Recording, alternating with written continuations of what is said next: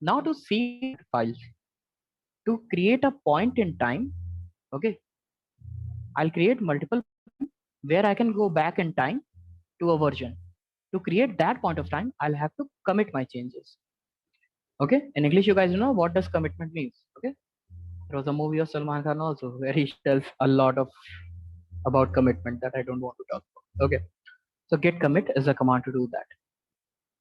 So when you have added files by using git add dot, you use the command git commit, and you have to give a message also, minus m or hyphen m. Then you have to give a meaningful message. Okay, this is a very good practice. People should always, so that they remember what they did in that commit. I'll tell you in future why this happens.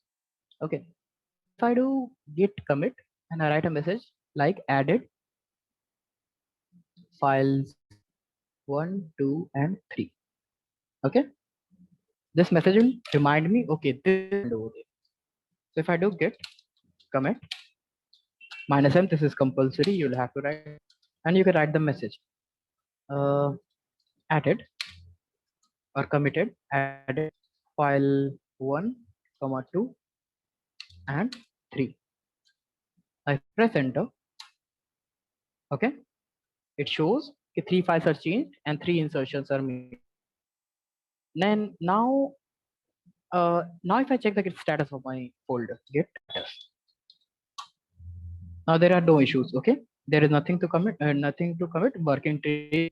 Okay, so I would actually like if you guys can pause right now and you can do the same commands that see the video again. Okay, from the beginning and write these commands. Okay, okay, I hope you guys did that. Now what I should do, let's create another file. Let's create a file 4. Let's say I'm creating a file 4. Okay, now when I do this, if I say these are 4 files, okay, if I check the status, all 3 files are perfectly getting monitored, but file 4 is something that is untracked. So how to add it? Either I can write git add and then the file name, or I can just give a simple dot. Both are the same thing because there is only one file.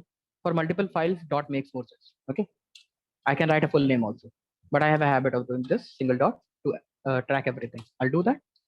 Then I'll commit and I'll give a message.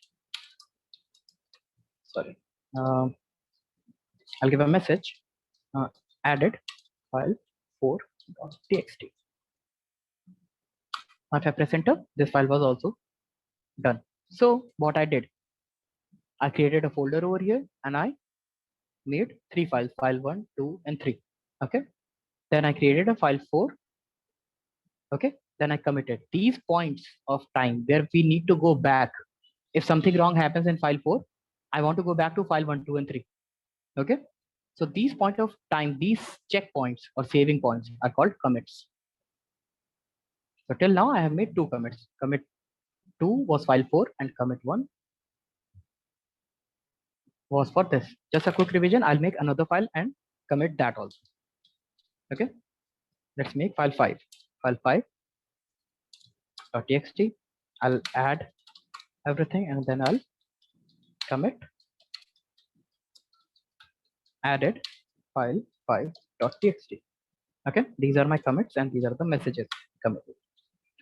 Okay, over here I made file 5.txt. Okay, this was commit number 3. If I want to see all the commits of my program, if I want to see in my software all the versions, okay, there is another command. I would like to edit this one. I'll teach that command also right now because it is an important one. Okay, the next command is get log. Log shows you the log of commits. Okay, it shows you all the commits you have done till now. Okay, I come over here, I do get log.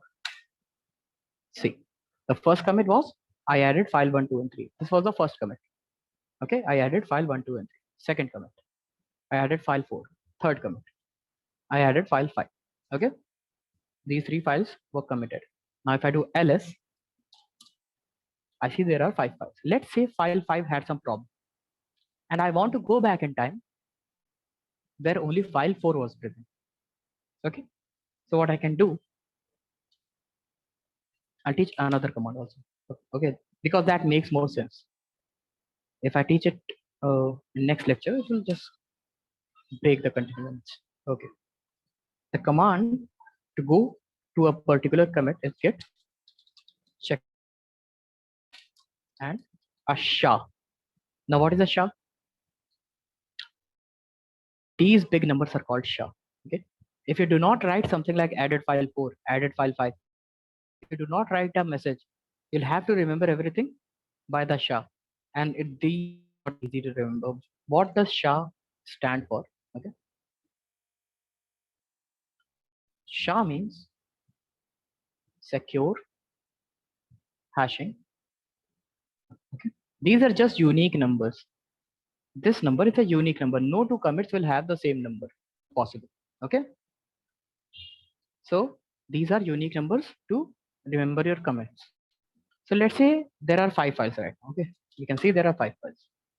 I want to go to a time only file 4 was there and file 5 had a problem. So I don't want file 5. Let's say file 5 has some error. I'll use the command get checkout and the SHA number. This commit I want to go back. I'll copy it, paste it. Okay, this is the SHA number. Press enter now. Okay, I came to a place. Commit message was this one. Now if I do ls, now see this is magic. Gone. Okay, I'm back in time. Now I can create a new file 5 with errors. Okay, and if I want to go back to the last commit, if I want to go back over here, what I can do, I can again do get checkout this, or I can write get checkout master. Okay, in most of the master doesn't exist. Okay, people have main.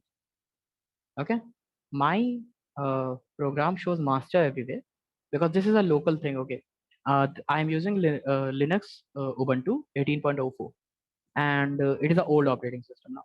20 is there, but it is one of the best operating system. Do not install 20. If people who have 18, please stay at 18. Okay, and it remembers these thing as master. But in year 2020 December, okay, last year, it is not have even have been more than 1 year. Git changed the name from master to main. Okay, so I'll teach you GitHub tomorrow, and over there instead of master, I'll use the word main. But over here, I'm using master. If I do this, now if I do ls, file 5 is back. Okay, this is how we go back and forward in time. Now, what is the purpose of it? We'll talk about it later in the next lecture. Okay, so I guess it was good. We'll see you later. Okay, bye guys. Take care.